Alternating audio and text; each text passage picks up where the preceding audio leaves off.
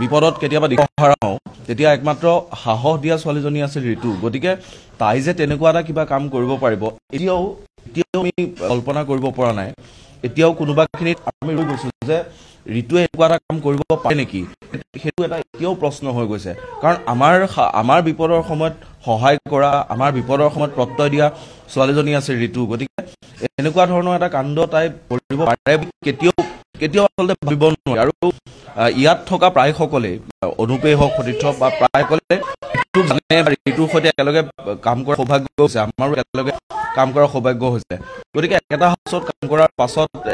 খুব ওচৰৰ পৰা পোৱা যায় এনেকুৱা ধৰণৰ কেতিয়াও আচলতে আমি কল্পনা কৰিব নোৱাৰো এগৰাকী সতীৰ্থক এনেধৰণে হেৰুৱাই যথেষ্ট মৰ্মাহত হৈ পৰিছে কিছু কথা কেতিয়াবা কৈছিল নেকি মানসিক অশান্তি বা ঘৰৰ কিছু সমস্যা এনেকুৱা ধৰণৰ কিছু কথা কৈছিল তেনে কোনো ধৰণৰ কথা পতা হোৱা নাছিলে মাত্ৰ তাই ডিচেম্বৰৰ 5 তাৰিখে তাই বিয়াখনক লৈ যথেষ্ট ব্যস্ত হৈ আছিলে মোক এবাৰ মেছেজ দি কৈছিলে যে তুমি মোক ভাল উপহাৰ এটা দিব লাগিব নিশ্চয় কৈ দিম তেনেকুৱা ধৰণৰ কথা আলোচনা হৈছিলে বিয়াখনক লৈ তাই যথেষ্ট ব্যস্ত হৈছিলে কালিও 9 বজাত মই ফোন কৰিছো তাইক মোৰ ফোনটো ৰিচিভ নকৰিলে বিয়াৰ বহুত দিন ফোন কৰা নাই কালি বিয়াৰ বোলো কি হৈছে কি কথা বুলি ৰাতি 9 বজাত ফোন এটা লগাইছো ফোনটো ৰিচিভ নকৰিলে